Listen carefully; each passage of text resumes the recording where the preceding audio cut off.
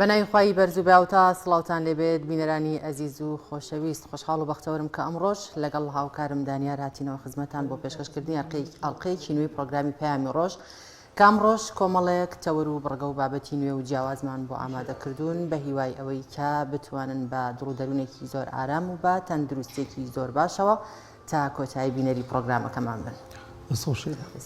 سڵاوتان لێبێت بینەرانی عەزیز خۆشحاڵین جارێکی دیکە هاتینەوە خزمەتان. ئەمڕۆژ کۆمەڵێک بابەت و تەوەری تایبەت بە ڕۆژمان پێش بۆ ئامادەکردون دەخوازین کە سەرجەم بابەتەکانی ئەمڕۆمان جێگەی سوود و ڕەزامەندی ئێوەی عەزیز بێت. ئازان لە تەوەری یەکەمی بەرنامەکەماندا باز لە بارودۆخی بەندایی دەربەندی خان دەکەین. بزانین ئەمساڵ ئەو ڕێژەکەمی بارانباریەوە تا چەند کاریگەری هەبووە لەسەر بەندایی دەربەندی خان لەگەڵەوەی کە بارانباری کاریگەری هەیە لەسەر بەنداوەکان لە هەرێمی کوردستاندا، بەڵام بەشێکی زۆری گلدانەوەی ئەو ئاوەی کە لە وڵاتی ئێرانەوە دەبێت کاریگەریەکی زۆری دەبێت لەسەر گلدانەوەی ئاوەکان. بزانین کاریگەری خراپەکان کاریگەری نێرێنیەکان چین لەسەر کەمبوونی ئاوی دەربەندی خان تا چەند کاریگەری دەبێت لەسەر کە وێزگی کار و ئاوی دەربەندی خان و ناوچەکە و هەروەها تا چەند زەر و زیان دەبێت بۆ ناوچە کوشت و کاڵەکان کە ناوچەکانی کەلار و خانەقین و جەلەولا و قەرەتەپۆ ئەو ناوچە کوشت و کاڵانە هەموو پشت بۆ ئاوە دەبەستن. زانی زەر و زیانەکان چی لەم ساڵدا کە بۆ ناوچەوان دەکەون. وەروەها ساڵانی ڕابردوو بوومەلەرزەکە کاریگەرێکی زۆری هەبوو لەسەر بەنداوەکە وای کرد کە کەمتر لە جاران ئەو گل بدرێتەوە لەبەر ئەو مەترسیانەی کە لەسەر بەنداوەکە دروست بووە. وەروەها لە تەوری دومی بەرنامەکەماندا باز لە هونەری ئیسلامی لە بۆنە ئاینەکان دەکەین کە هاوکارمان ئیمران نەبیل لە هەولێرەوە پێشکەشمان دەکەم. زانین بە شێوازێکی ڕسمیتر بزانین هۆکارەکانی پاشەکشێکردنی بۆنە ئاینەکان هونەری ئیسلامی چییە لە ساڵانی دواییدا دەبینین کە کەمتر وەکو جاران بایەق بۆ بابەتە دەدرێت. زانین هۆکارەکان چین ئایا تا چەند هاوکاری هونەرمەندە ئیسلامیەکان دەکرێت لە هەرێمی کوردستاندا. لەگەڵیشیدا تۆڕی پامنێرانمان هەیە کە زانیاری و چالاکیەکانی ڕۆژ لە سەرجەم شار و شارشکەکانی هەرێمی کوردستان وەردەگرین.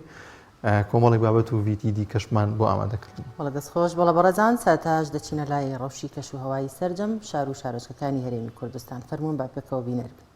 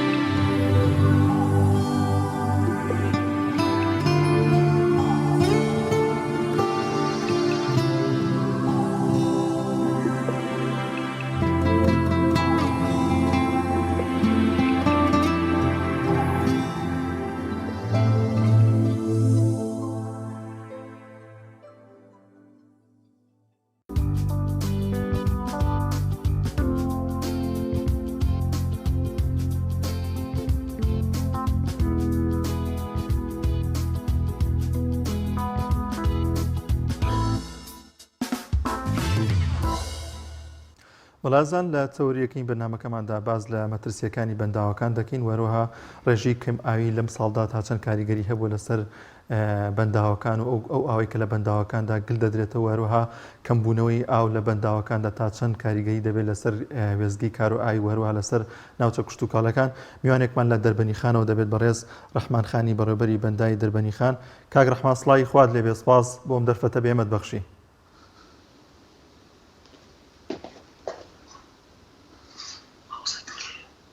بس خشخشي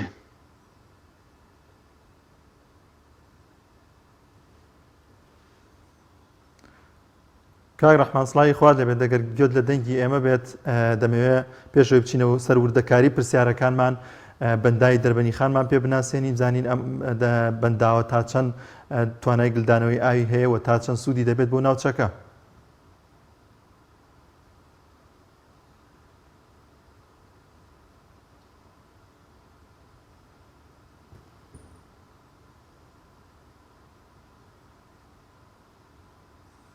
کاک ڕەحمان گوێت لێ ئێمە ئێستا گوێم لێتانە فەرموو. سڵاوی خوا لێبێ سپاس کەم دەرفەتت بێمە بەخشی.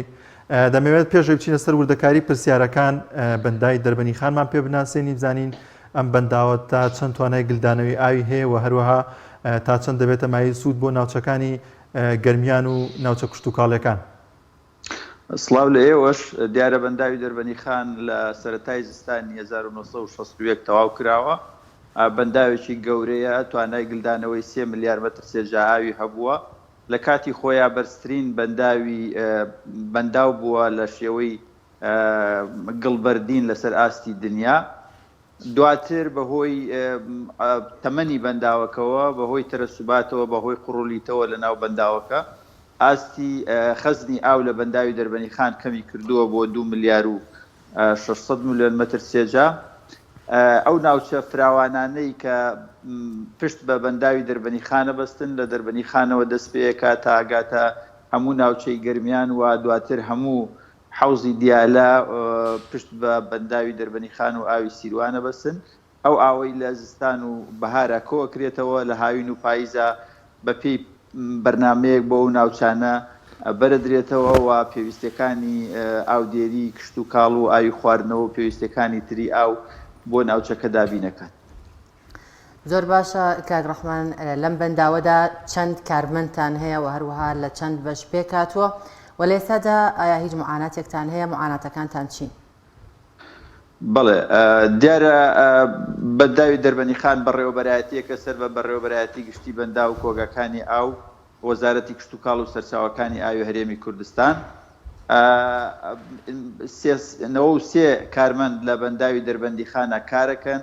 یەک کەسی گرێبەستمان هەیە. ئەو کارمەندانە 17 کارمەندی لە پرۆژەکانی دروستکردنی بەندا و تەنسیب کراون بۆ ئەو ناوچانە. ئەوانی تر تەنها نزیکەی 78 کارمەند با بڵێن لە بەنداوەکەیە ئەمێننەوە لە بەنداوەکە بە بەردەوام کارەکەن. ئێمە نزیکەی 18 ئەندازیارمان هەیە. دوانیان با بڵێن مۆڵەتیان وەرگرتووە ئەوانی تریان بەردەوامن لە کارکردنە. لە ڕاستیە ئێمە لەبەرەوەی دایرەیەکی کۆنین ساڵانە ئەو کارمەندانە یا ئەو تەکنیکیانە یا ئەو ئەندازیارانە کە خانەنشینە بن هیچ کارمەندێکی تر نایەتە شوێنیان. ئەمە کێشەیەکی بۆ دروست کردوین کە با بڵێن بۆ گواستنەوەی خبرە لە نێوان کۆن و نوێیە کێشەیەکی گەورەمان بۆ دروستە بێ لە ئایندەیە چونکە بەڕاستی بەنداوەکە بەنداوێکە لەبەر تەمەنی لەبەر ئەو کێشانەی هەیە. کاک ڕەحمان هۆکار چییە کە کارمەندی دیکە دانامەزرێن؟ ئایا حکوومەت هەرێمی کوردستان یاخود پێوەستە بە حکوومەتی عێراقیەوە؟ لە ڕاستیە ئێمە تا ئێستا وەکو میلاک سەر بە حکوومەتی هەرێمی کوردستانین. لە ماوەی ڕابردووە توێش هەبوو لە نێوان حکوومەتی عێراق و حکوومەتی هەرێمی کوردستان بۆی میلاکی بەنداوەکان بگوێزرێتەوە سەر عێراق و تا ئێستا و کێشانە یەکلا نەکراوەتەوە و موچەی کارمەندانی بەنداوەکانیش ئێستا وەکو کارمەندانی هەرێمی کوردستان لە هەرێمی کوردستان وەرەگیرێت چونکە خۆتان نەزانن لە ماوەی ڕابردووە حکوومەتی عێراق ئەو موچەیە کە بۆ کارمەندی بەنداوەکانی ئەنار بڕیان بۆیە ئێستا حکوومەتی هەرێم ئەو پارەیە سەرفەکەن. زۆر باشە کاک ڕەحمان لە چەند ساڵی ڕابردوودا لەلایەن وڵاتی ئێرانەوە چەند بەندایەکی بچووک دروست کرا. ئەم بەنداوانە تا چەند کاریگەری هەبوو لەسەر کەمبوونەوەی بەندای دەربەنی خان؟ بەڵێ لە ڕاستیە ئەوە چەندین ساڵە ئەوان کار لەو پرۆژانەکەن کە دروستکردنی بەندا و دروستکردنی تونێڵی لادانی ئاوە لە دیوی لە سنووری خۆیانەوە. ئەو بەنداوانەی دروست کراون بە دڵنیاییەوە ئەگەر لە ساڵانی ڕابردووە کاریگەریان زۆر نەبوو بێت چونکە ساڵەکان بەشی خۆی باران باریوە و ئاوی پێویستە بۆ بەنداوەکان. بەڵام ئەم ساڵ کاریگەریەکی زۆر گەورەیان هەیە لەسەر خەزنی ئاوی بەنداوی دەربەنی خان و لەسەر کەمکردنەوەی ئاو لە بەنداوەکە کە ناوچەیەکی فراوان وەکو باسم کرد پشت بە ئاوی بەنداوی دەربەنی خانە بەستێ. زۆر باشە کاک ڕەحمان لە ئێستادا ئاوی بەنداوەکە لە 4 ساڵانی ڕابردوودا بە ڕێژەی لە سەدا چەند کەمی کردووە؟ و هەروە هۆکاری کەمکردنەوەکەشی پێمان بڵێیت. سواس. بڵێ وەکو باس کرا ئێمە دوو هۆکاری سەرەکی هەن بۆی ئاو لە بەنداوی دەربەنی خان ئەم ساڵ کەم بێشێکیان ئەوەیە کە ساڵی پاریش دیسان بارانی ئەو تۆ نەباری و داهاتی ئەو تۆ نەهاتە ناو بەنداوی دەربەنی خانەوە ئێمە نەمانتوانی بەنداوەکە پڕکەین نزیکەی 7 مەترێک بۆشایی خەزنیمان مایەوە لە بەنداوەکە. ئەم ساڵیش لەبەر ئەوەی ئەو بارانەی کە باری و کەمترین بارانە لە ماوەی 6 ساڵی ڕابردووە. یعنی ئێمە چەند شەپۆلێکی تری وشکە ساڵیمان دیوە 99 2000 2001 2008 2009 ئەوانە و ساڵانە بوون کە ساڵی وشکە ساڵ بوون، بەڵام ئەم ساڵ کەمترین باران باریوە و کەمترین داهاتاتۆتە ناو بەنداوی دەربەنی خانەوە بەهۆی کێشەی کەمبارانیەوە. لە لایەکی تریشەوە بەهۆی ئەوەی کەمبارانی بووە لە دیوی ئێرانەوە ئەوان دەستیان کردووە بە خەزمکردن لە بەنداوەکانی خۆیان، بۆیە ئێمە لە دیوی ئێرانیشەوە کێشەیەکی گەورەمان بۆ دروست بووە کە ئەو سەرچاوە سەرەکیەی کە ئێمە پشتمان پێ بەست ڕووباری سیروان بوو، ئەویش لە مانگی بەتایبەتی لە مانگی ئازارە هیچ بڕائاوێک لەو بەنداوانەوە نەهاتۆتە ناو بەنداوی دەربەنی خانەوە. هەموو ئەوانەی هەیە ئەو داهاتانن کە لە ناو هەرێمی کوردستانەوە هاتوونە بەنداوەکەەوە. زۆر باشە کاک ڕەحمان، ئەو بوومەلەرزەی چەند ساڵی ڕابردوو ڕوویدا ئەمە تا چەند کاریگەری هەبوو لەسەر ئەوەی کە مەترسی لەسەر بەنداوەکە هەبێت و ئێوە ئاوی بەنداوەکە لە چاو ساڵانی ڕابردووتردا کەمتر بکەنەوە؟ لە ڕاستیە ئێمە تەنها ساڵ یەکەمی بوومەلەرزەکە ئێمە نەمانتوانی ئاوی پێویست لە بەنداوەکە کۆکەینەوە بەهۆی بوومەلەرزەوە، بەڵام لە ساڵی دووەمە کە ساڵی 99 بوو ساڵێکی لافاوی بوو ئێمە توانیمان بەنداوەکە تا ڕادەی پڕبوون پڕکەین و هیچ کێشەی ئەوەمان نییە وەکو بوومەلەرزە کە نەتوانین ئاو لە بەنداوەکەیە کۆکەینەوە. وەکو وتم ساڵی پار کێشەکە کێشەی بەنداوەکە نەبوو، بەڵکو کێشەی کەمی داهاتی ئاو لەسەر چاوەکانەوە، بۆیە نەمانتوانی ساڵی پار بەنداوەکە پڕکەین. زۆر باشە کاک ڕەحمان، کەمبوونەوەی یاخود دابەزینی ئاسیاوی بەنداوەکە دەبێت هۆکاریەوەی کە نەشتوانی بە ئاسانی ئەو بەردەنەوە دەبێت هۆی کەمبوونەوەی بەردانەوەی ئەو. دوجار ئەمە چ کاریگەریەکی لەسەر زەویە کشت و کاڵەکان لەسەر مەڕووماڵات بە شێوەیەکی گشتی چ کاریگەریەکی دەبێت لەسەر ئەو دەڤەرە؟ بڵێ خۆی لە ڕاستیە وەکو دەزانرێ دوێنێ کۆبوونەوەی ئەنجومەنی باڵای ڕاوێژکاری وەزارەتی کشت و کاڵ و سەرچاوەکانی ئاو لەسەر کێشەی وشکە ساڵی ئەمساڵ بەستراوە. ئەکید کۆمەڵێک ڕاستپاردە و کۆمەڵێک پێشنیارە خرێتە ڕوو بۆ چارەسەرکردنی ئەو کێشانە. ئەوەی هەیە ئێمە لانی کەمی ئەو باخانەی کە هەن و با بڵێن ئەو باخانەی کە لە بەردەم ئاوی سیروانان یا پشت بە پرۆژە ئاودێریەکانی ڕووباری سیروان ئەبەستن گرنگن کە ئێمە بتوانین ئاوی پێویستیان پێ بگەێنین لەگەڵ ئاوی خواردنەوەی هاوڵاتیان. دەنا پێویستە ئەم ساڵ کە وشکە ساڵیە هیچ جۆرە کشت و کاڵێکی تر ڕێگەی پێ نەدرێ بە تایبەتی بەراو بۆ نمونە مەرەزا یا گەرمەشامی یا ئەو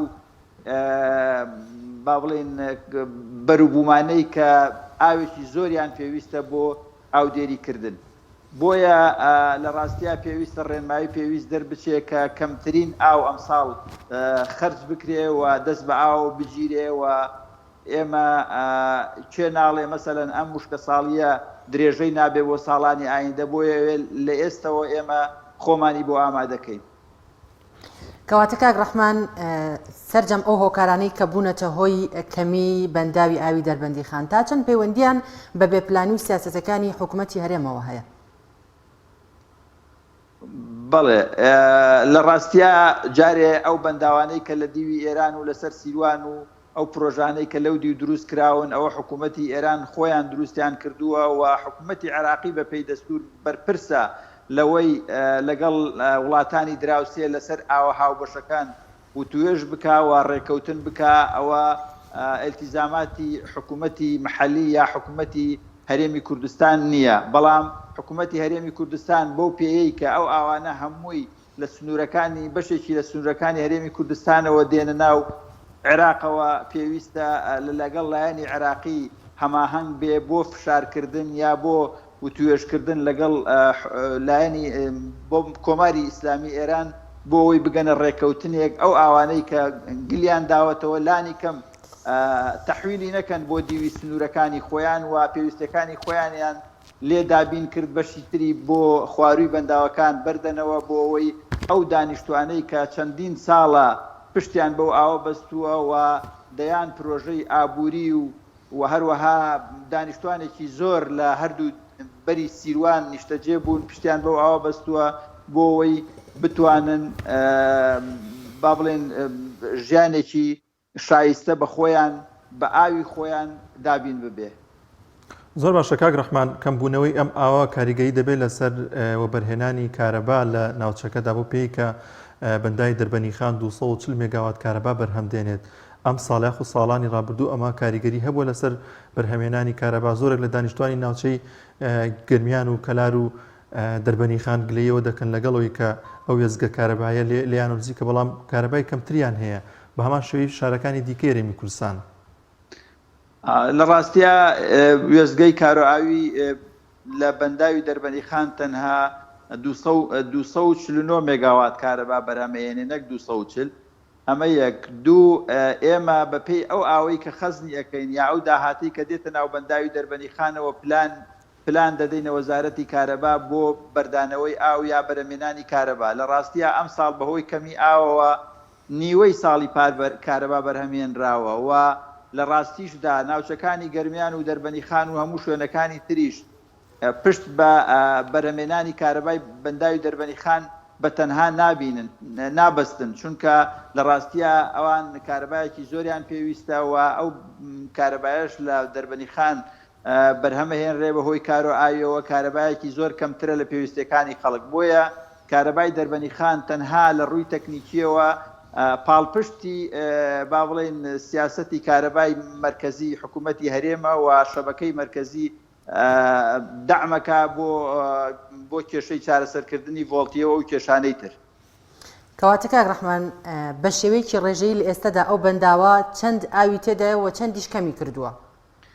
بڵێ لە ڕاستیە بەنداوی دەربەنی خان ئێستا ملیار و 200 ملیۆن مەتر سێجا ئاوی تایە و ئەو بڕەش بەشێکی خەزنی مردووە ئێمە ناتوانین بەکاری بێنین چونکە لە بنی بەنداوەکەوەیە یان لە ژێرەوەی تونێلەکانی ئاوەرگرتنە و نزیکەی 7 مەتر لە ساڵی پار ئەمڕۆ ئاستی ئاو نزمترە و بۆشایەکی خەزنیمان هەیە نزیکەی ملیار و 350 ملیۆن مەتر سێجا ئاوی پێویستە بۆ ئەوەی بەنداوەکە پڕ ببێ.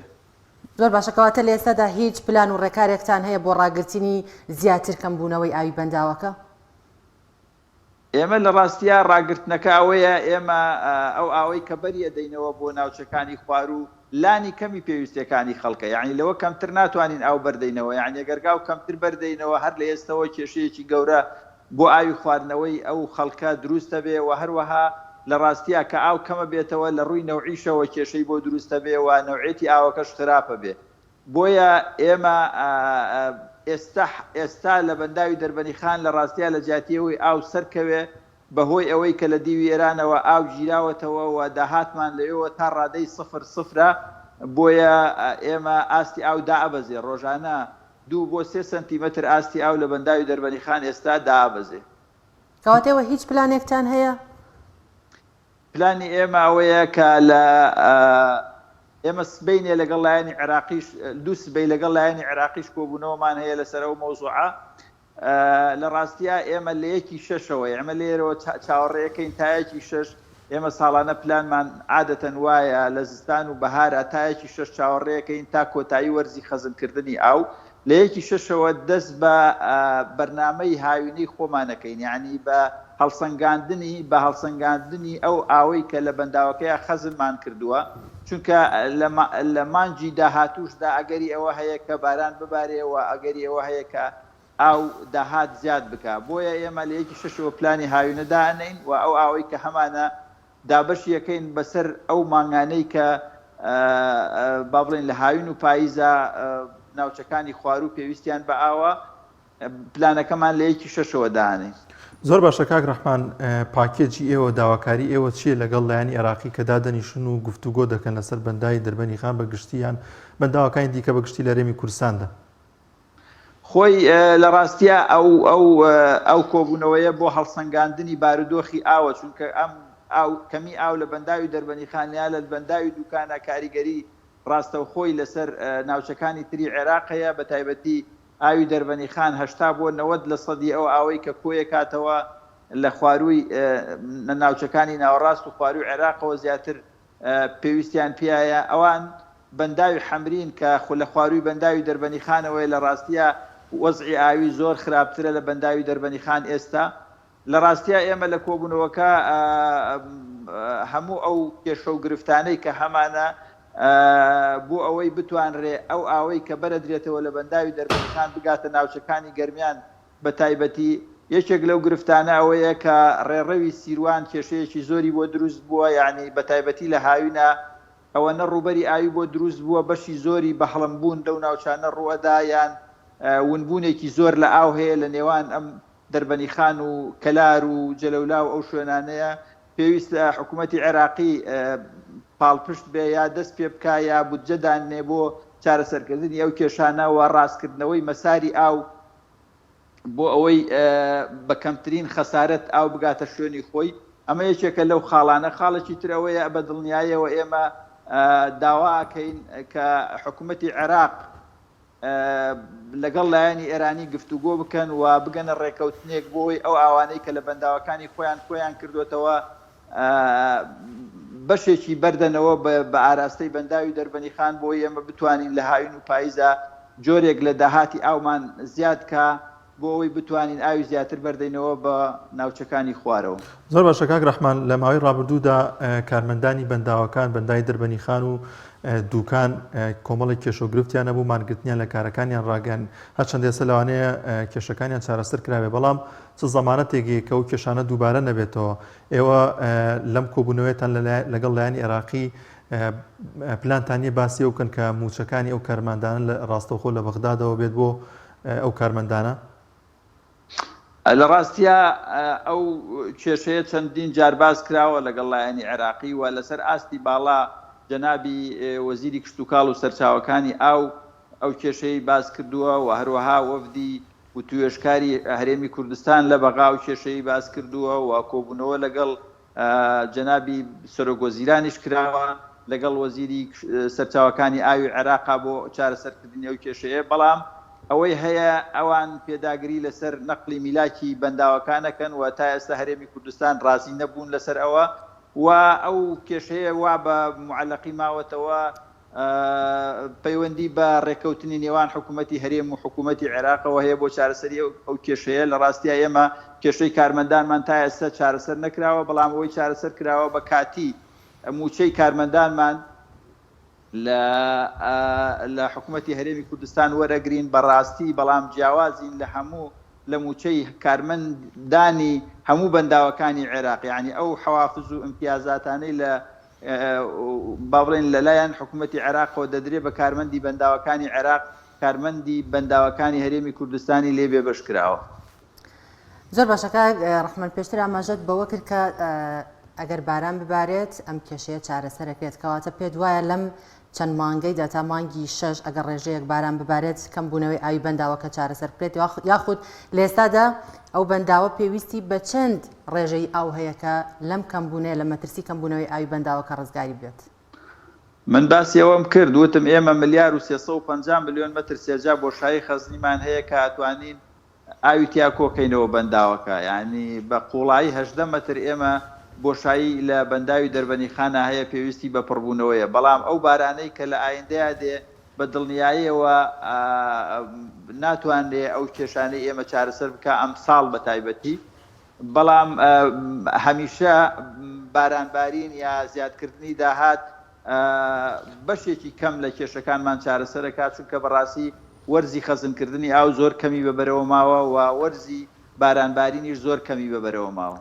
کاک ڕەحمان، سەبارەت بە کەمبوونەوەی ئاوی بەندای دەربەنی خان یەکێک لەو کاریگەریانەوە وەک پێشتر ئاماژەمان پێکرد وڵاتی ئێرانە، ئێوە چه هەماهەنگیەک هەیە لە نێوان ئێوە وڵاتی ئێراندا؟ ئایا هیچ کۆبوونەوەی گەنجام دراوە لەوەی کە ئەوان بە ڕێژەیەکی دیاریکراوە ئاو بەربدەنەوە بۆ بەنداوەکە، یاخود هیچ گفتوگۆیەکتان لەو بارەیەوە کردووە؟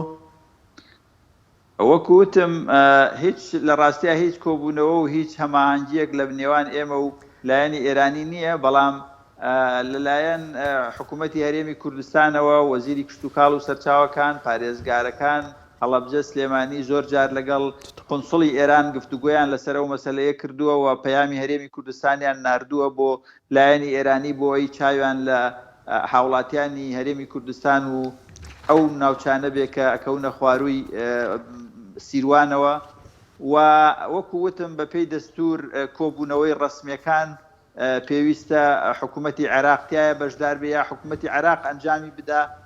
لە ڕاستیە زۆر بەداخەوە تا ئێستا حکوومەتی عێراق لەوەتی سەدام ڕووخاوە تا ئێستا هیچ کۆبوونەوە و ڕێکەوتنێکی بەرهەمداری لەگەڵ لایەنی ئێرانی نەکردووە بۆ هەموو ئەو کێشە ئاوانەی کە لە نێوانە و دوو وڵاتەیە هەیە.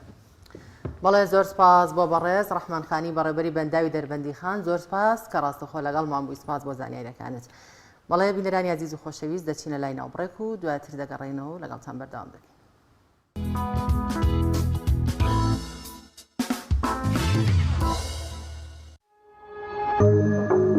تۆپ ئارت تاکە بریکاری تۆڕی میدیایی کۆمەڵ بۆ بەرهەمهێنان و بڵاوکردنەوەی ڕێکلام. ئەتەوێت باجلێکی کوردی کەشخە و جوانەوە دەرکەویت و بەهارەکەت زیاتر ڕازاوە بکەیت، ئەوە سەردانی قوماش فرۆشی عیسا هەورامی بکە بە بۆنەی نزیکبوونەوەی وەرزی بەهار. قوماش فرۆشی عیسا مۆدێلی نوێی قوماشی هێناوەتە بازارەوە بە کوالێتی بەرز و ڕنگ و مۆدێلی ناوازە و هەرزانترین نرخەوە. ئەم بەهارە گەرەتەوێ باجلێکی جوانی کوردەواریەوە دەرکەویت، ئەوە قوماش فرۆشی عیسا لەبیر نەکەیت. ناونیشان سلێمانی کانیاسکان، نێوان مزگەوتی گەورە و قوتابخانەی گۆیژە، قەڵای دمدم، تەلاری شێخ موستەفا، بازاڕی زێوەری نوێ، دوکانی ژمارە 8، ژمارە تەلەفۆن 0772 105 71 37 0751 113 90 73. قوماش فرۆشی عیسا هەورامی.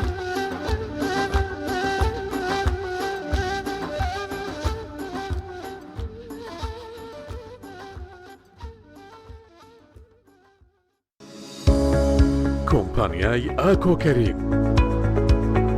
کۆمپانیای ئاکۆکەریم جوانترین دەرگا و پەنجەرەی ئەلمنیۆمی عازل و سیستم بە قەبارەی جیاواز و شوشەی دەبڵجام بە شێوازی سادە و نەخشدابین دەکات. هەروەها جۆرەها ڕەنگی شوشە بە باشترین کوالیتی. بۆ ئەوەی ماڵێکی ئارامت هەبێت و بە دوور بیت لە ژاوەژاوی دەرەوە، بۆ ئەوەی دەرگا و پەنجەرەی ماڵەکەت بۆ ماوەی دەیان ساڵ وەک خۆی بمێنێتەوە و ژەنگ و داخوران و کاڵبوونەوە ڕوونەدات، کۆمپانیای ئاکۆکەریم باشترین دەرگا و پەنجەرەتان بۆ دابین دەکات بە باشترین کوالیتی و نوێترین دیزاینی سەردەمیانە. ناونیشان هەولێر شەقامی کۆیە، کەس نەزان، بەرامبەر شوقەکانی پلاس لایف خواردبانکی حەمرین.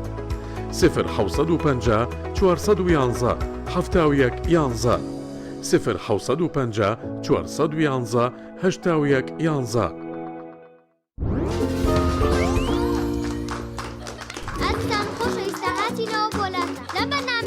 خۆشترین و باشترین جە بە ساڵ دەبژێرین، سەرەتاش لە بەشداربووی دەستەچەتمانەوە دەست پێەکەین. پرسیاری یەکەممان دەڵێت کام لەم تامی جبسانە خۆشترینە؟ سرکە، مریشک، ئیندۆمی، پەنیر؟ ئیندۆمی. وەڵامەکە زۆر ڕاستە، ئێستا دەچینە لای بەشداربووی دەستە ڕاست. پرسیاری دووەممان دەڵێت کام جۆری جبس منداڵە زیاتر ئارەزووی دەکەن؟ سەدڵ، کیسە، خێزانی، هەمویان؟ بە دنیایەوە بووە. وەڵامەکە زۆر ڕاستە. ئازیزان خۆشەویستان، بەشداربەکانمان خاڵەکانیان یەکسانن. کۆتا پرسیار ئاراستی هەردووکیان دەکەین. کامیان زووتر وەڵامیاندایە دەبێتە براوی پێشبڕکێکەمان. پرسیارەکەشمان دەڵێن هەموو ئەوانەی کە وتمان لە چ جبسێکدا هەیە؟ بۆسە ئەوانەی کە باسمان کرد بەس لە جبسی نینیایە. لەی جبسێکی تران نەم خواردووە؟ ئەوەدا لەناو جانتاکەشمان پێما. حەزەکەن خۆشتان تاقیکەنەوە، دڵنیام هەڵبژاردنە ڕاستەکە جبسی نینی. بێگومان وەڵامەکە زۆر ڕاستە. دڵنیا بمبینیە ئەو جبسەی وێنەی نییە، کەردامێکی بێخۆشە بۆ من بۆ ئەو بۆ تۆشە. ئادەی پێم بڵێن چییە؟ نینیە هەر نینیە. جبسی نینی تامێکی لە یاد نەکراوە. لە سێمین فیستیڤاڵی بەهار بازار بکە و ڕۆژانە خەڵات وەرگرە. کۆمپانیای پلەسلەسیل سێمین فیستیڤاڵی بەهار لە 1-4 هەتا 4 لە پێشنگای نێودەوڵەتی سلێمانی ڕێک دەخا لە کاژێر 10 بەیانی تا 9 شەو پێشوازی لە هاوڵاتیان دەکا. ئێوەی بەڕێز پێداویستەکانی ژیانتان بۆ ڕەمەزان لام بازارە گەورەیە دەستەبەرکەن. چانسی بردنەوەی خەڵاتی ڕۆژانە لە فستیڤاڵی بەهار زیاتر بکەن. بەهای کڕین چەندە زۆر بێ، چانسی بەشداریکردن لە تیرروپشکی خەڵاتی ڕۆژانە زیاتر دەبێ. ڕۆژانە 5 خەڵات لە وەرگرتنەوەی 2 هێندەی بەهای کڕین پێشکەش بە کڕیاران دەکرێت. دەرفەتی بازارکردن لەم فستیڤاڵە لە دەستمەدا. لە سێمین فستیڤاڵی بەهار بازار بکە و خەڵاتی ڕۆژانە وەرگرە. سێمین فستیڤاڵی بەهار گەورەترین بازاری شار. کۆمپانیای ئیست میدلەند فود گەورەترین کۆمپانیای کوردیە لە هەموو شانشینی یەکگرتووی بەریتانیا کە ڕۆژانە چەندەها تۆن خۆراک و خواردنەوە بۆ مارکێت و کۆگەکانی بەریتانیا و بەشێک لە ئەوروپا دابین دەکات. ئیست میدلەند فود بۆتە جێگەی متمانەی ڕەوەندی کوردی، سەرجەم بەرهەمەکانی لە 100% حەڵاڵ و بەپێی بنامەکانی ئیسلام و ڕێنماییە تەندروستی و یاساییەکان بەرهەمەکانی دەخاتە بازار. ئیست میدلەند فود لە ماوەی 5 ساڵ کاردا بۆتە جێی متمانەی مارکێت و کۆگەکانی بەریتانیا و ناوبانگی بەرهەمە کوردیەکانی لە هەموو بەریتانیا بەرز کردوێتەوە. و لە ئێستادا خاوەنی کارگەی شیرینی بەتام، نانی تیری بەتام و تشادی بەتامە. ئیست میدلەند فود خاوەنی 14 براندی خۆیەتی و 2200 بەرهەم لە زۆربەی وڵاتە پێشکەوتووەکانی جیهانەوە هاوردە دەکات. ئیست میدلەند فود بکە بە سەرچاوەی خۆراک و بەرهەمەکانت و دڵنیابە لە کواڵەتی و حەڵاڵی. ئۆفیسی سەرەکی ئیست میدلەند فود لە شاری نۆتینگهام.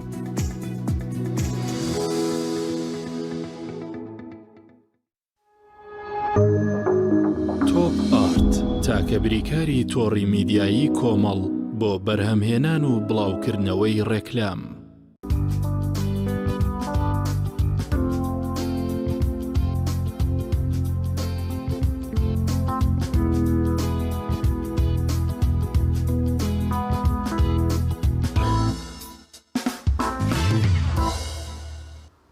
دووبارە سڵاوتان لە بێدازان دەچین لای زانیاریە کە باز لە سوودەکانی کولەکەی زەر دەکات بزانین چ سوودێکی هەیە بۆ تەندروستی مرۆڤ پێکەوە بینەری دەبین.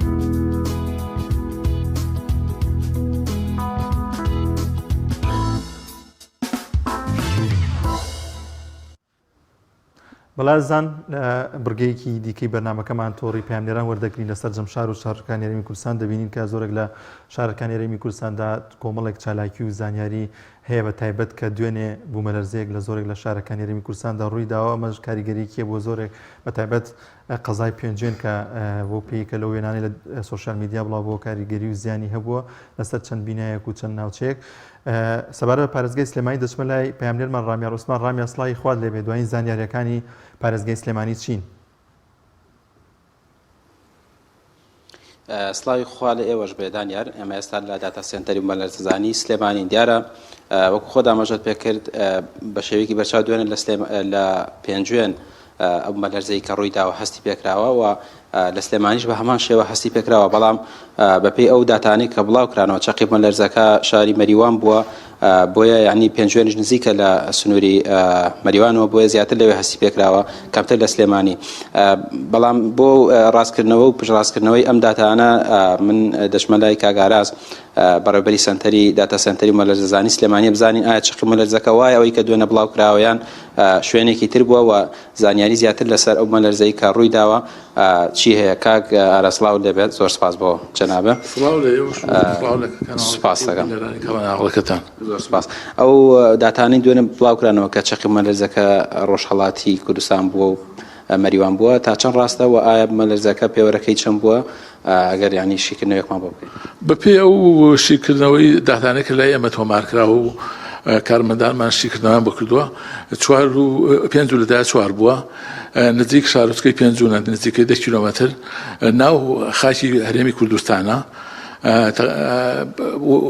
ئەوەی لای ئێمە وەکو لە دوای سێریشی بکەن لەسەر خەریتەکە دیاریمان کردووە شوێنەکەشی کاتژمێر 6 و 12 خولەکی دوێنێ ئێوارە بووە بە دواشە چەند بوومەلەرزەی کە بە گوڕی جیاجار لە 2 تا 4 تۆمار کراوە بەس تا ئێستا کارمەندەکانمان ئیشی تیاکەن بۆ ئەوەی هەموو داتاکان دەرهێنن چەند بوومەلەرزە ڕوویداوە تا ئێستا زانیاری کۆتاییمان لا نییە بۆ ژماری بوومەلەرزەکان کە ڕوویداوە باشە ئەوانی دوای بوومەلەرزە یەکەم ڕوویاوە پێوەری ڕەختەرەکانیان چەند بووە بە هەمان پێوەر بۆ یا کەمتر بووە کەمترە خۆی پاشکۆکە هەمیشە کەمترە بێت لە 2 تا 4 تایە لە 2 بۆ 3 زۆربەی 2 بۆ 3 هەندێکی شتیا لە 3 بۆ 4 باشە پێشتر لە ئێران ڕوویەدا ئەمە چەقی مەلەرزەیە تا ئێستا لە پێنجوێن لەم نزیکە ینی نەبووە ڕووی نەداوە هۆکاری چیم لێکترازانە لەوێ ڕوویاوە چۆن بوو نەخێر وانە ڕوویاوە ئێستا ئەگەر بگەڕێتەوە بۆ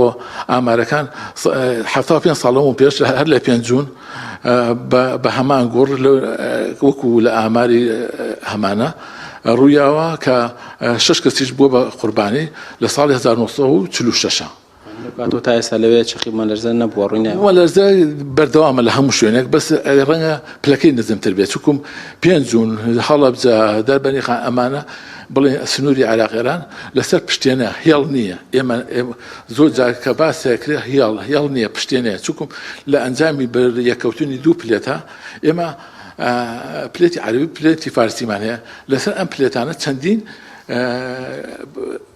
بڵێن چینی نیشتووی بەردمان هەیە کە ئەمانە هەموو شکاویتیایە لەم دی و لەو دیوی سەر پلێتەکە لە ئەنجامی ئەم پاڵەپەسۆی کە ئەم 2 پلێتە لەسەر یەکیەکەن بەردەکان شکاوی هاتیا بێ هەندێک جار لە دیوی ئێران ڕووە هەندێک جار لە دیوی عێراق ڕووە هەندێک جار لە ناو عێراق ڕووە سیاری ئەوەی لێبکەی کە ئایا مەترسی هەیە جارێکی دیکە لە هەرێمی کوردستان هەندێک جار لە هەمانە لە دوکان ڕوویاوە چکم شکاوی لە بەردە نیشتۆکان هەیە بەس زۆربەی ئەو شتانەی کە ڕوو ئەیە ئەو بوومەلەرزانەی ڕووە لەسەر پشتێنەکان ڕووەیات هەندێک بڵێن لە سابیستی هەچی بوومەلەرزەی جیهانە لەسەر پشتێنەی ئەوەی لە پشتێنەی 2 پیاڵند لە جەبەل تاریخ و تا هیمالایە درێژە بێتەوە بە چیاکانی تۆڕۆس و زاگرۆس و ئەمانە هاوکارم پرسیاریەوە کە ئایا مەترسی دووبارە بوونەوەی هەرچەند مەلەرزە پێشبینی ناکرێت بەڵام هیچ مەترسی هەیە بەپێی ئەو داتانی کە ئێوە بەردەوام لاتانە مەترسی دووبارە بوونەوەی هەیە یا خۆ دەمە کۆتاییە ناتوانێت هیچ شتێک بکەیت ڕەنگە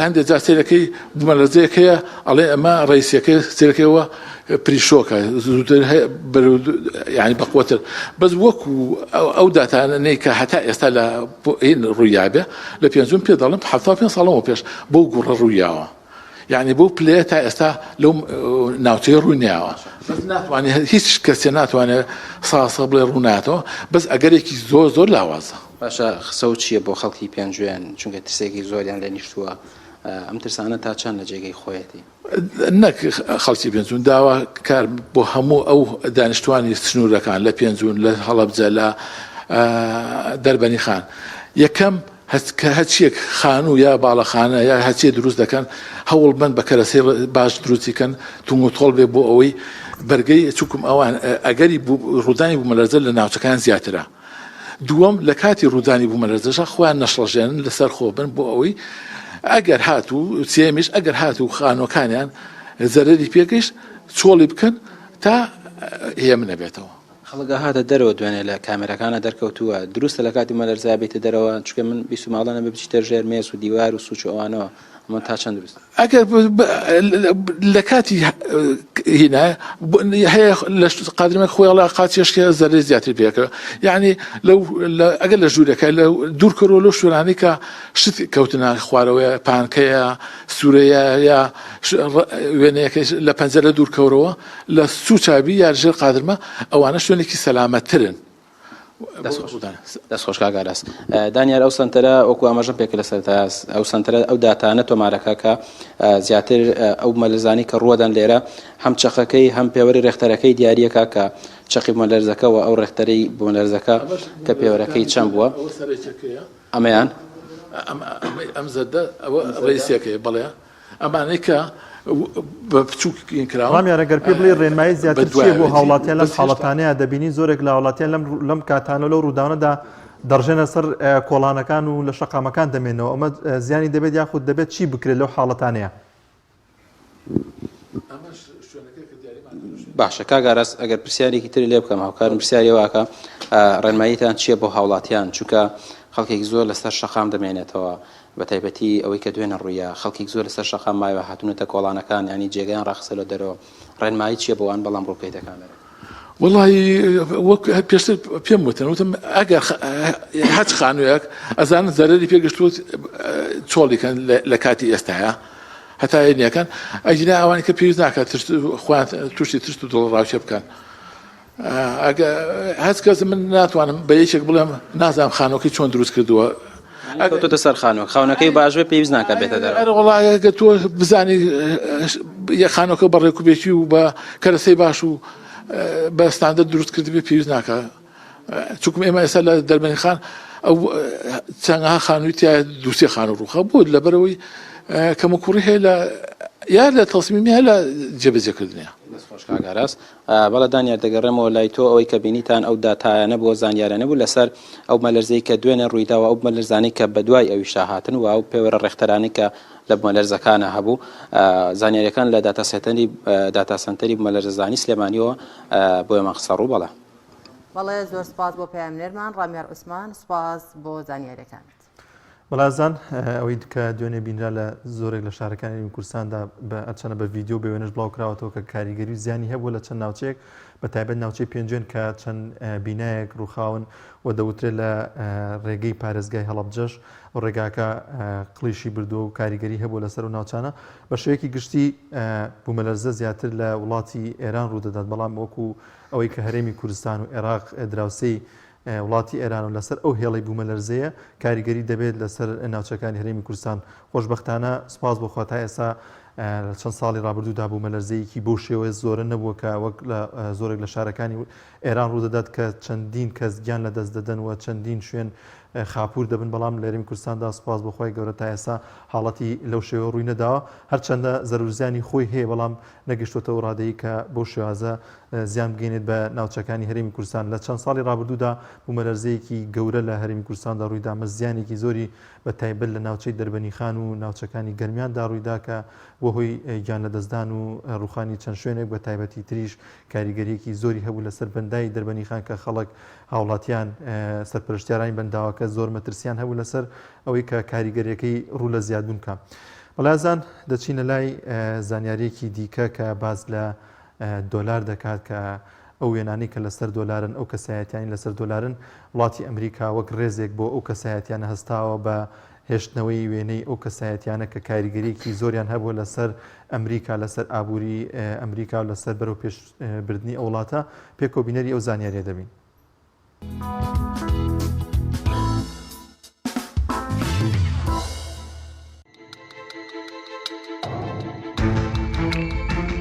دۆلاری ئەمریکی دۆلاری ئەمریکی جۆرێکە لە دراوەکانی جیهان کە لە ویلایەتە یەکگرتووەکان و پاناما و ئیکوادۆر و ئێلسالڤادۆر بەکاردەهێنرێت و لە زۆربەی وڵاتانی جیهان ئەم دراوە بە مەبەستی بازرگانی و گەشتکردن و کۆمەڵێک کاری تر بەکاری دەهێنن.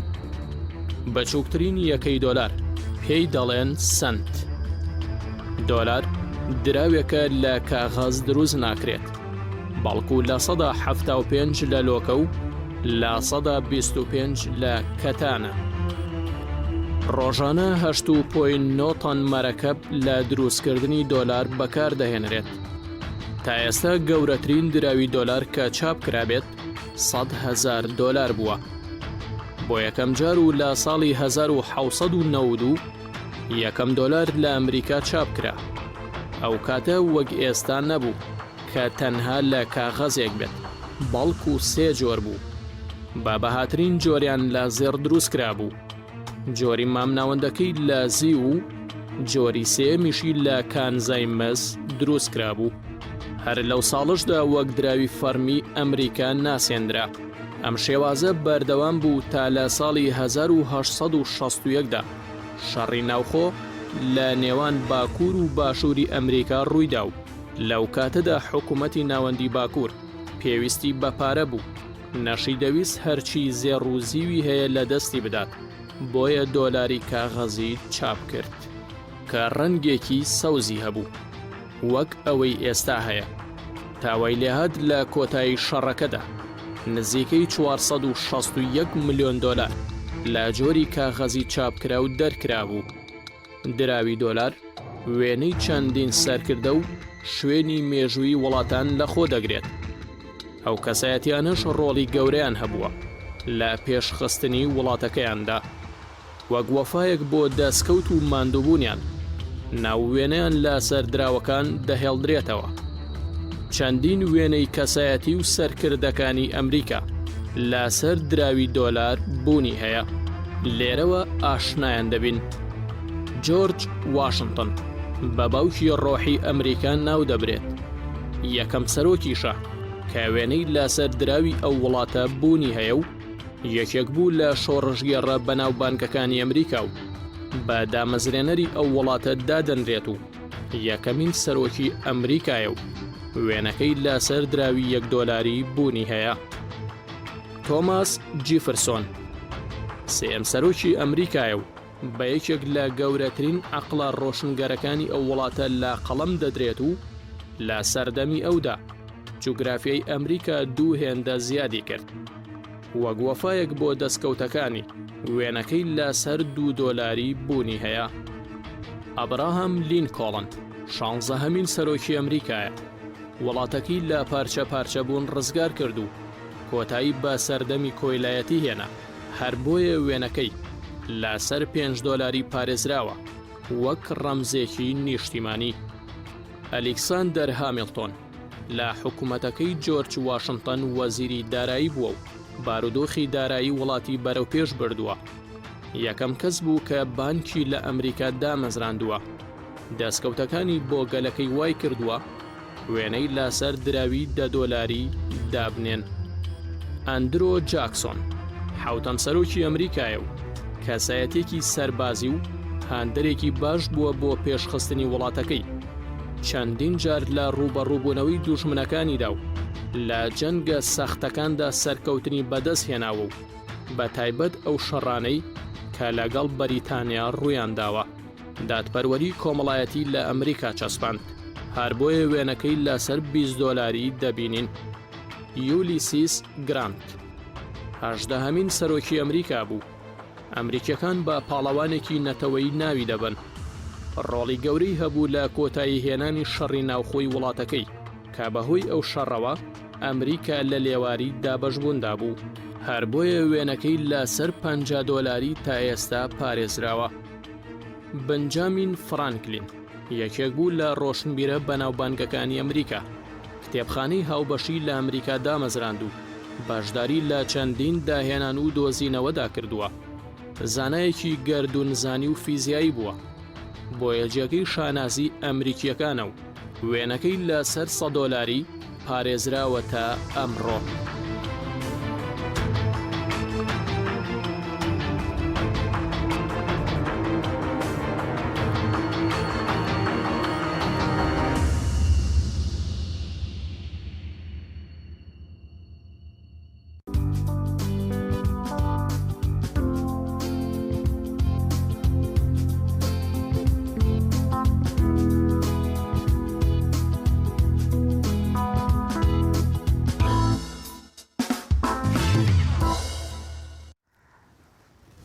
مەڵازان لە تەوەری دوین بەرنامەکەماندا باز لە هونەری ئیسلامی دەکەین لە بۆنە ئاینەکان لە مەراسیمە ئاینەکان لە هەرێمی کوردستاندا دەبینین چەند ساڵی ڕابردووە لە ئێستاشدا هونەری ئیسلامی کەمێک پاشەکشەی کردو بزانین هۆکارەکان چین بۆچی دەگەڕێتەوە و ئایا هاوڵاتیان خۆیان کاریگەرین لەسەرەوەی کە ئەو هونەرە بەرەو دواوە بچێت یاخود هونەرمەندان خۆیانن بۆ گفتوگۆی زیاتر کە ئیمرانمان لە هەولێر پێشکەشی دەکاتم تەوەرەوە 2 میوانی هەیە 2 هونەرمەند و 2 سرودبێژ لەوێ میوانی بەرنمەکەین ئیمران سڵای خوارد لێبێ فەرمووەم تەوەرەیەمان پێشکەش بکە. بەڵێ کاک دانیار شەیدا خان سڵای خوا لە ئێوە و لە تەواوی بینەران و بیسەرانی کەناڵی ئاسمانی پێم. بەڵێ زان و خۆشەویستان خۆشحاڵم جارێکی تر لە شاری هەولێر هاتمەوە خزمەت ئێوە عەزیز و خۆشەویست وردە وردە نزیکەبینەوە لە مانگی پیرۆزی ڕەمەزان و هەمومان بێکدەنگ داواکەین خۆی پەروەردیگار بمانگەیەنێ بە مانگی پیرۆزی ڕەمەزان و دەرێن اللهم بەلغنا ڕەمەزان. بگومان مانگی پیرۆزی ڕەمەزان مانگی عیبادەتە وەک پێویستە ئینسانی موسڵمان بە هەموو شێوەیەک خۆی بۆ ئامادە بکە لە ژان لە ڕێخستنەوەی ماڵەوە پیاوان لە ڕێخستنەوەی کارەکانیان و هاوکات لە خۆئامادەکردنێکی ئیمانیش بۆ مانگی پیرۆزی ڕەمەزان. بۆیە ڕۆیەمە بە سرود و هۆنراوەی ئیسلامی و دینی ئەمڕۆ پێشوازی دەکەین لە مانگێکی پیرۆز مانگی ڕەمەزان و ئەمڕۆ میوانداری هونەرمەند بەختیار بەسۆز و هاوکات هاوکاری کاک محەممەد سازم کردووە بەیەکەوە گفتوگۆیەکی سرود و هۆنراوی ئیسلامیەکەین. کاک بەختیار بەر لەوەی خۆت بناسێنی حەزەکەم ڕێک بە سرودێکی پێشوازی مانگی ڕەمەزان دەست پێ بکەین ئینشاءڵڵا گفتوگۆشمان دەبێت. فەرموویە ئێستا کە گوێمان لە سرودێکی ئیسلامیە بێ کاک بەختیار شاعیری ئەم سرودەمان کێیە؟ شاعرە بەڕێز دەکەنای عەبدوڵڵا زۆر دەمێکە و شاعرم لە ڕۆژنامەیەکی بزوتنەوەی ئیسلامی لە ساڵی 1970 کە دەرم کرد و تۆمارم کرد نازانم شاعرێکە ئێستا بەڕاستی لە چێندەرە بەرهەمەیەت ساڵت تەزییر کرد ساڵی 2008 تۆماڵم کردووە ساڵی 2008 باسی پێشوازی مانگی پیرۆزی ڕەمەزانەکەەوە باشەگەر هاوکارانم ئامادە بن ئێستا گوێمان لە سرودەکە دەبێ بەناوی خوا فەرموو.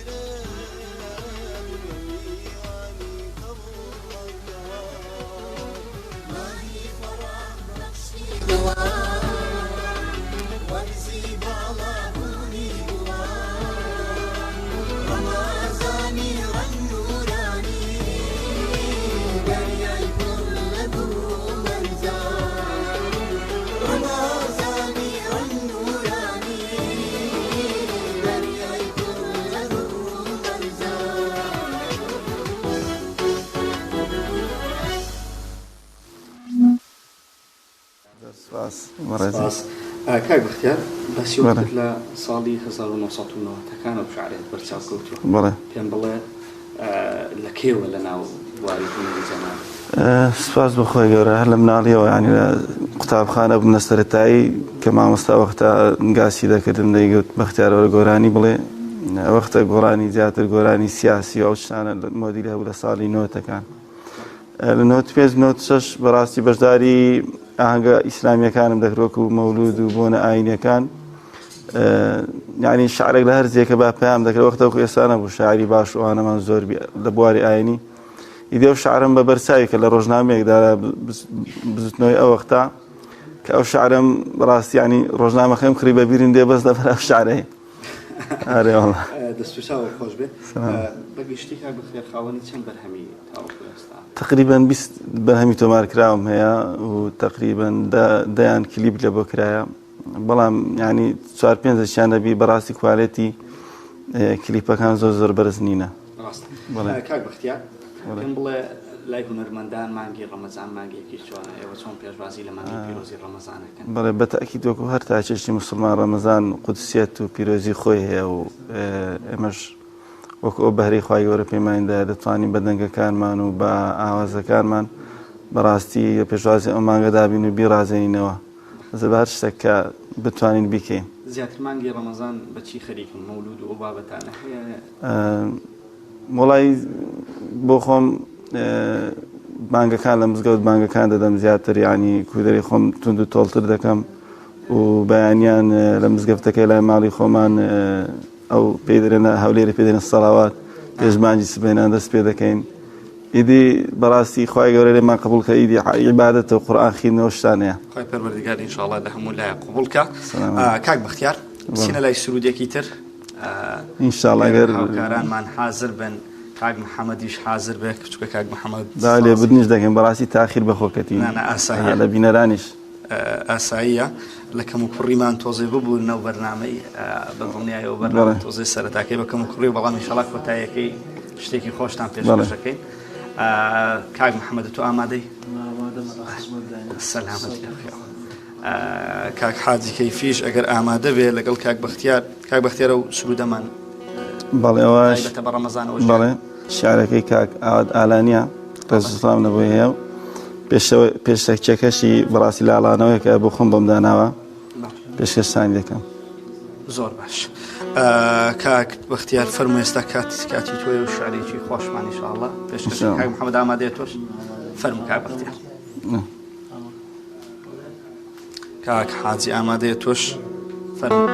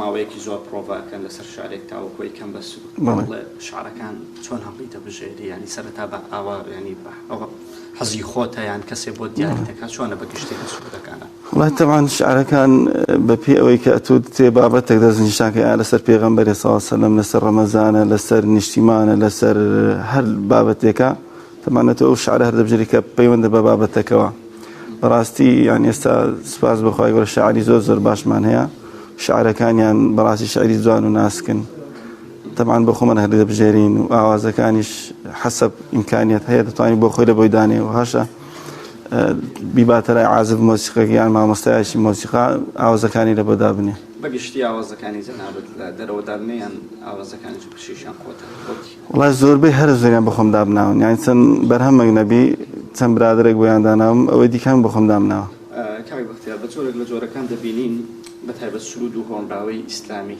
جاران زۆر کاریگەرتر بووە زۆر زیاتریش ئێستا بە جۆرێک لە جۆرەکان ڕووی لە کزی کردی خۆکاریان ڕووی لە کزیەت چییە؟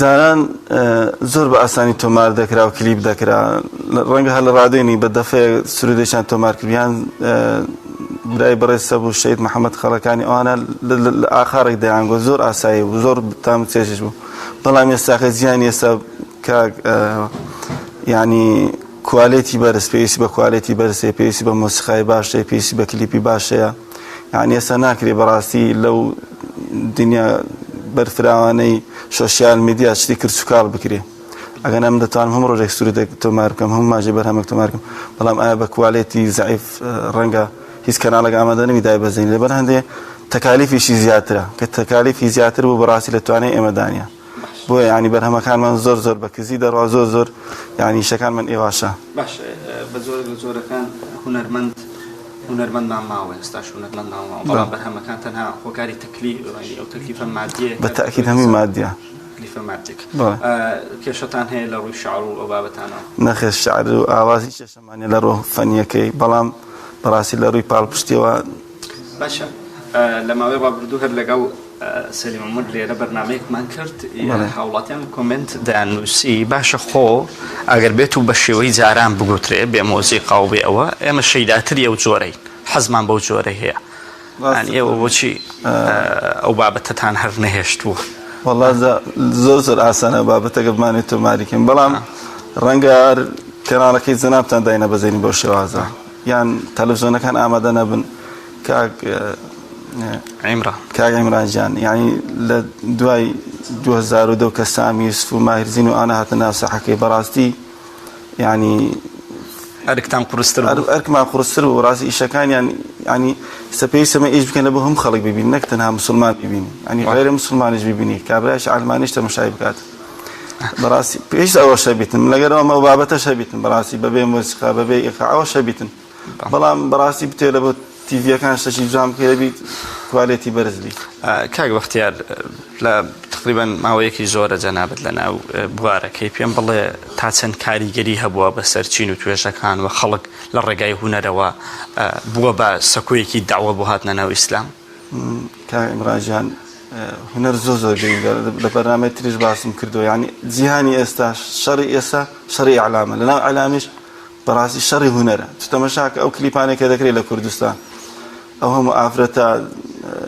ینی سافرێ دێنن و بە ملیۆنان بینەریان هەیە ئەین تۆ بەدیلی تووسیە لە بۆ ئەوەی دەبی هونەرێکی بە خۆت پێشکەش بکەیت یعنی ئەو شەڕە بە شەڕی هونەر دەکرێتن ئەوەی ناکرێ بێ ئەوە حرامە ئەوە ڕاستەوە کاریگەریە بەڵام ئەو فراغە دەبی بە هونەر پڕکرێتەوە زۆر کاریگەرە ینی هونەر لە زیان زۆر کاریگەرە لە ماوەی ڕابرد و فیدباکتان هەبووە بۆ منە خەڵکانێک لە ڕێگای هونەری ئیسلامیەوە بۆ تایبەت سرودەوە بابەتانەوە هاتبنە ناو ئیسلامیان بەخۆی تەماشا ینی ئەمە بەخۆمان لە وڵاتێکی مسلمانین ئەوە نییە برێ کابرا لەگە سوودێکی دەبتە مسلمان بەخۆی مسلمانە بەڵام ئێمە مسلمان وەکو مسلمان لە 24 ساعتە پێویستمان بۆیە بەڕاستی خۆمان شەحن بکەینەوە جا یەک لەوانێکی ئینسان پێش شەحن دەبتەوە سرود بەشێکە لەوە یان کە جێ لێ دەبی هەست بە ینی تەربوونی ڕۆح دەکەی کێشی هونەرمەندە ئیسلامیەکان چیە ئێستا کە کاک بەختیار کێشەکانی بەردەم بەڕاستی لیان نێزیکم بەڕاستی بەس لایانی مادی بێپاڵ پشتیە ئەگەنا ئەوانی ئەم داناسم بەڕاستی زۆر کەسی بەهرەدار و زۆر دەنگخۆشن بەڵام ئێستا بۆ خۆم ئەنی 20 بەرهەمی حازرم هەپی ئەو ڕەمەزانە 10 ساڵ دەبی ئامادەم کردووە ناتوانم تۆماریکەم هەتا ئێستا تۆمار نەکراوەی کە تۆمار نەکرا بەڵێ لێرە پێشکەشت کردین سرودەکەم پێشکەش کردی ساڵی 2008 بوو ڕاستە ئەوەی سرودی یەکەم بەڵێ باشە بچینە لای مناجاتێکی تایبەت یان شتێکی ترەگەر ئامادە بێ دواتری شەمێ قسەی خۆش بکەین ئەگەر هاوکارانم ئامادە بنەچینە لای مناجاتێک و بەیەکەوە گوێ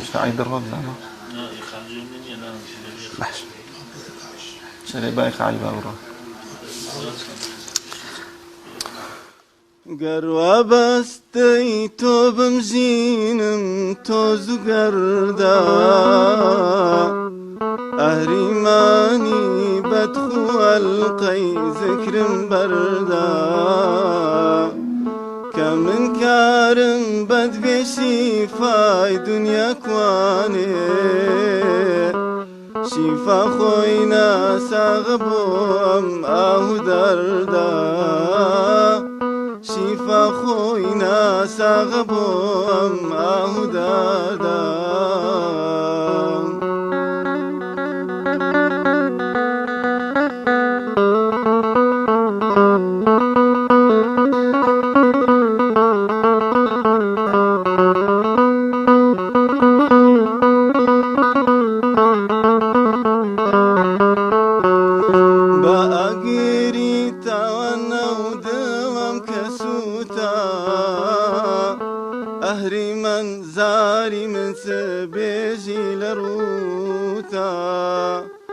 بە ئاگری تاوانە و دڵم کە سووتە ئەهریمەن زاری من بێژی لە ڕووتە تۆ هەر تەنها زارێ ئارام بانگت کردم تۆ هەر تەنها زارێ ئارام بانگت کردم تاکو دامی مردن هاتم من بەدووتە تاکو دامی مردن هاتم من بەدووتە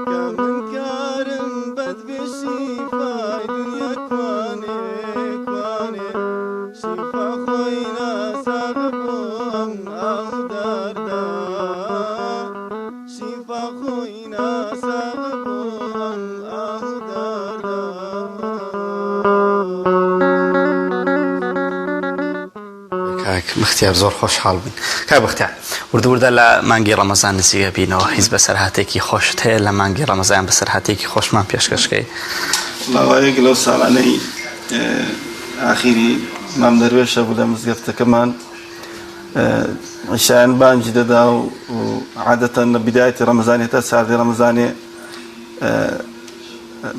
مەرحەبا دەست پێ دەکا دنیێژی عیشای مامۆستا سەلامی دا و مام دەروێش گوتی ئەلویداع یەکەم ڕۆژ ڕەمەزانێ بوو وەڵا خەڵکەکە لە پشتەوە مشەوەش بوون مام دەروێش برێ مەرحەبا مام دەروێش مشەوەش بوو گوتی ئەلیمساک